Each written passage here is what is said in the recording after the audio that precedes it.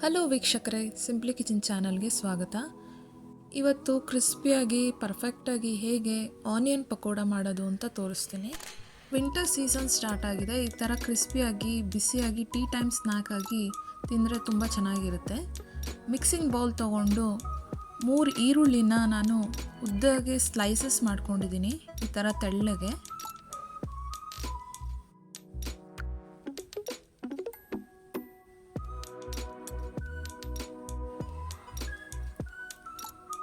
ಅದನ್ನು ಸ್ವಲ್ಪ ಕೈಯಲ್ಲಿ ಉದ್ರಾಗಿ ಮಾಡ್ಕೊಂಡಿರಬೇಕು, ಆವಾಗ ಚೆನ್ನಾಗಿರುತ್ತೆ.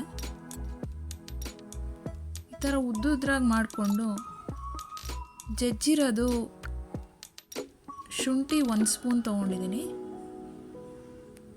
ನಾವು ಜಜ್ಜಿ ಹಾಕಿದ್ರೆ ಟೇಸ್ಟ್ ಚೆನ್ನಾಗಿರುತ್ತೆ. 4 ಹಸಿಮೆಣಸಿನ್ಕಾಯಿನ ಸಣ್ಣದಾಗಿ ಕಟ್ ಮಾಡಿ ಹಾಕ್ತಿದ್ದೀನಿ. 1 ಚಿಕ್ಕ ಕಪ್ಪಷ್ಟು ಕಟ್ ಮಾಡಿರೋ ಕರ್ಬೇವಿನ ಸೊಪ್ಪು ಹಾಕಿದ್ದೀನಿ. ನೀವು ಹಾಗೆ ಬೇಕಿದ್ರೂ ಹಾಕ್ಬೋದು, ಸ್ವಲ್ಪ ಮುರಿದು. ಉಪ್ಪು 1/2 spoon, 1/2 spoon red chilli powder ಹಾಕಿದ್ದೀನಿ.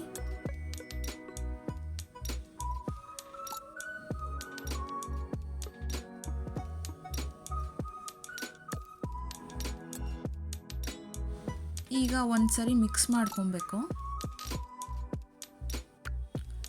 ಪಕೋಡಕ್ಕೆ ನೀರು ತುಂಬ ಹಾಕಿದ್ರೆ ಟೇಸ್ಟ್ ಚೆನ್ನಾಗಿ ಬರಲ್ಲ. ಈರುಳ್ಳಿ ಜೊತೆ ಉಪ್ಪು ಮಿಕ್ಸ್ ಮಾಡಿದಾಗ ಅದೇ ನೀರು ಬಿಟ್ಕೊಳ್ಳುತ್ತೆ. ಅದಕ್ಕೆ ಮೊದಲೇ ಒಂದ್ಸರಿ ಮಿಕ್ಸ್ ಮಾಡಿಕೊಂಡು ಆಮೇಲೆ ಹಿಟ್ಟೆಲ್ಲ ಹಾಕಿ ಮಿಕ್ಸ್ ಮಾಡಬೇಕು.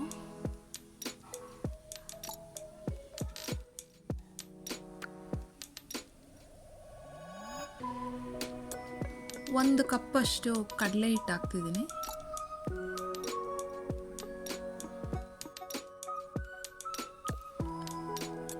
ಒಂದು ಚಿಕ್ಕ ಕಪ್ಪಲ್ಲಿ 1/2 ಕಪ್ಪಷ್ಟು 3 ಟೇಬಲ್ ಸ್ಪೂನಷ್ಟು ಅಕ್ಕಿ ಹಿಟ್ಟು ಹಾಕಿದ್ದೀನಿ.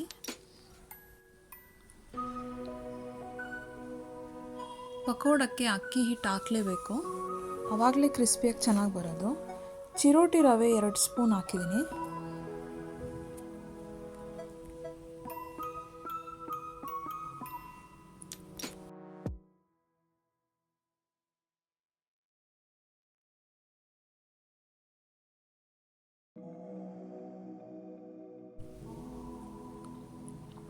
ಈಗ ಎಲ್ಲ ಒಂದ್ಸರಿ ಮಿಕ್ಸ್ ಮಾಡ್ಕೊಬೇಕು.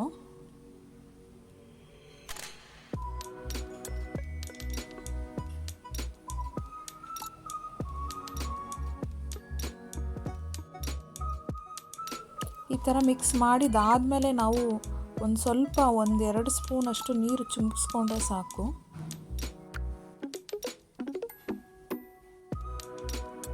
ತುಂಬ ತೆಳ್ಳಗಾಗಬಾರ್ದು, ಒಂದು ಮೀಡಿಯಮ್ ಲೆವೆಲಲ್ಲಿ ಇರಬೇಕು. ಸ್ವಲ್ಪ ಗಟ್ಟಿನೇ ಇರಬೇಕು ಪಕೋಡಕ್ಕೆ.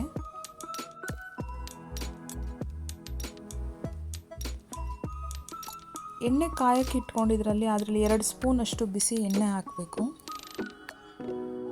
ತಣ್ಣಗಿರೋದು ಹಾಕಬಾರ್ದು, ಬಿಸಿ ಮಾಡಿ ಹಾಕಬೇಕು. ಎಣ್ಣೆ ಎಲ್ಲ ಹಿಡಿಯೋ ಥರ ಒಂದ್ಸರಿ ನೀಟಾಗಿ ಮಿಕ್ಸ್ ಮಾಡಿಕೊಂಡು ಆಮೇಲಿಂದ ಒಂದು ಸ್ವಲ್ಪ ನೀರು ಚಿಮ್ಮಿಸ್ಕೊಂಡ್ರೆ ಸಾಕು.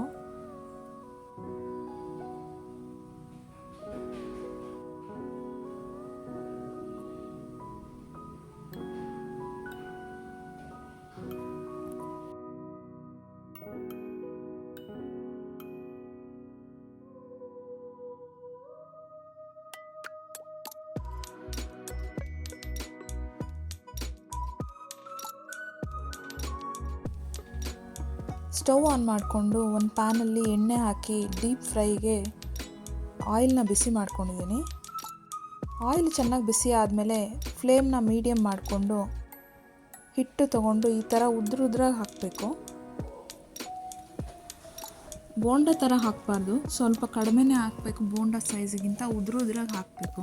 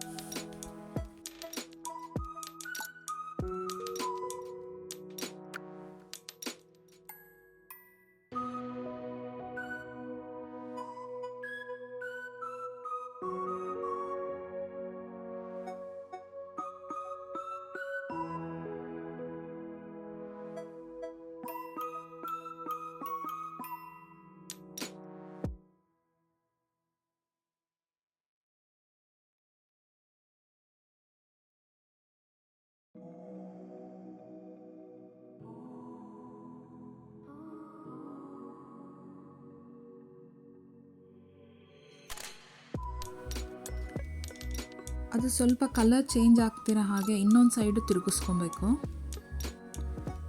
ತಿರುಗಿಸ್ಕೊಂಡು ಎರಡು ಸೈಡು ಗೋಲ್ಡನ್ ಬ್ರೌನ್ ಆಗೋ ತನಕ ಫ್ರೈ ಮಾಡ್ಕೊಬೇಕು.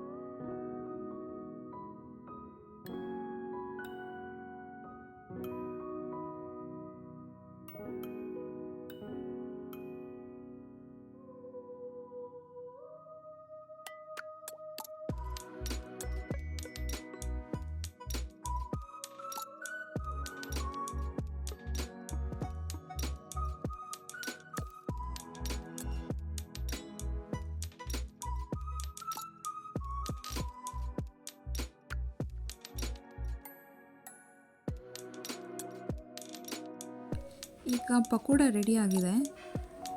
ಸರ್ವಿಂಗ್ ಪ್ಲೇಟಿಗೆ ತಕ್ಕೊತಿದ್ದೀನಿ. ಇದನ್ನು ಗ್ರೀನ್ ಚಟ್ನಿ ಜೊತೆ ಟೊಮೆಟೊ ಸಾಸ್ ಜೊತೆ ತಿಂದರೆ ಇನ್ನೂ ಚೆನ್ನಾಗಿರುತ್ತೆ. ನಾನು ಮಾಡಿರೋದು ನಿಮ್ಗೆ ಇಷ್ಟ ಆದರೆ ಲೈಕ್ ಮಾಡಿ, ಸಬ್ಸ್ಕ್ರೈಬ್ ಮಾಡಿ. Thank you for watching.